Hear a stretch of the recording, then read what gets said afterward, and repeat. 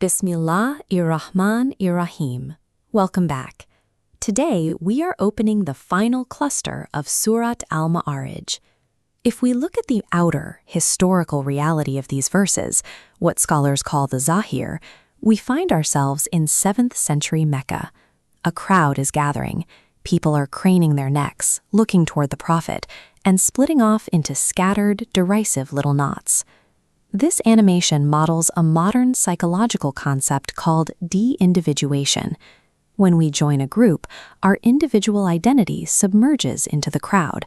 We shed our personal restraints, and the cluster gives us permission to mock and scorn in ways we never would alone. From within that crowd, a strange expectation arises. The people mocking the truth fully expect to be ushered into a garden of bliss. Psychologists call this the Dunning-Kruger effect, a cognitive bias where unearned certainty replaces actual qualification. The loudest demands for reward often come from those with the weakest claim to it. The text does not respond with an immediate threat. Instead, it tells the prophet to simply leave them be, let them wade, and let them play. Researchers studying mortality salience, how we react when reminded of our inevitable death, have documented this exact response. Humans consistently reach for distraction to cope. We immerse ourselves in busy work, entertainment, and self-esteem defense to avoid sitting in silence with the reality of our own end. The play named in the surah is actually a structured, desperate avoidance strategy. They keep themselves frantically busy to outrun a day they secretly know is coming. Classical mystics like al-Ghazali read these verses for their batin, their inner spiritual reality. They recognized a profound psychological truth. Haste itself is not a sin. The frantic, sideways energy of scorn and the vertical, uplifting energy of spiritual longing are the exact same motion. The only difference is the horizon you aim them toward. To cure the misdirection of this energy, verse 39 reminds the prod-ego of its humble biological origins, a drop of fluid. The Sufi masters saw this biological fact as crucial medicine. By returning us to the microscopic, humble drop we were formed from, the Quran dissolves the heavy, brittle ego. It lightens the soul so it can travel freely.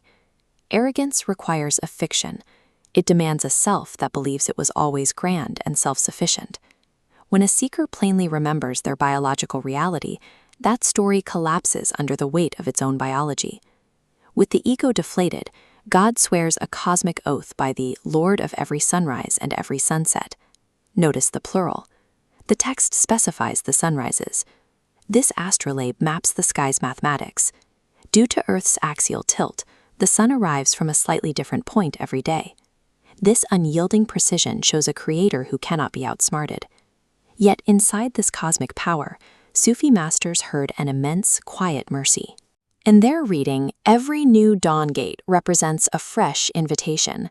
Every time the sun clears the horizon from a new point, a new door of return opens for the soul that wasted yesterday's chance. The power that terrifies the scoffer and the endless invitation that comforts the penitent are the exact same sunrise. The only variable is the state of the heart looking at the horizon. The surah closes with one final searing image. The crowd bursts from the graves, sprinting with the exact same frantic energy they once used to chase their worldly idols. Psychologists study a phenomenon called hedonic adaptation.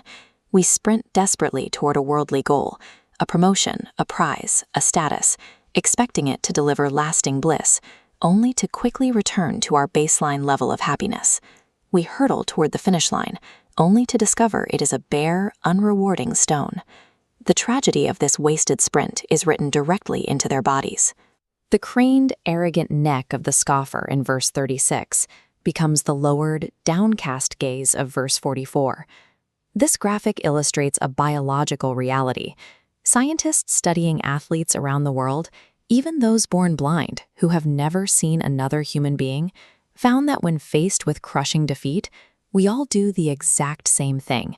We slump our shoulders and cast our eyes downward. It is an innate, biologically wired display of shame. The posture you choose to take toward the truth in this life dictates the biological posture you will be forced into in the next.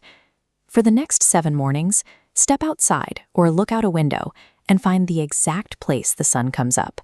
Watch how it arrives from a slightly different gate each day. Let that subtle shift remind you of the open door. And as the day takes you, ask yourself, is the goal I am rushing toward right now the true reality, or am I just sprinting toward a stone? Lord of every sunrise, turn my hurrying from sideways scorn to the upward climb. When I am most certain I am owed the good, return me gently to the drop I was poured from. Show me the real goal, and open for me, each morning, the new east, the door of return I did not use yesterday. Amin. Thank you for watching. Please forgive any errors in my understanding. This concludes our journey through Sūrat next chapter.